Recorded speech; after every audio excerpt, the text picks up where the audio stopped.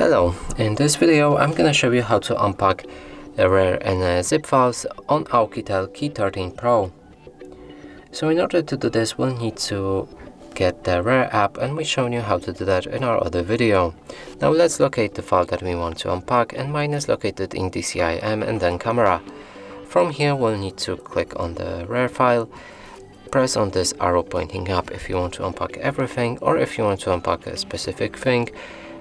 Just choose it first.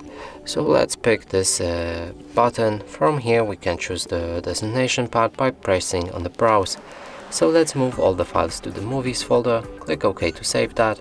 From here we can change extractions options also, so you can pick to ask before overwrite, overwrite without prompt, or skip existing files. You can enable to keep broken files and do not extract paths. So now let's click OK and our files should be unpacked. Now let's move to the movies folder, and here they are. And that's it for this video. Hope you like it. Please consider subscribing to our channel, leave a like and a comment below.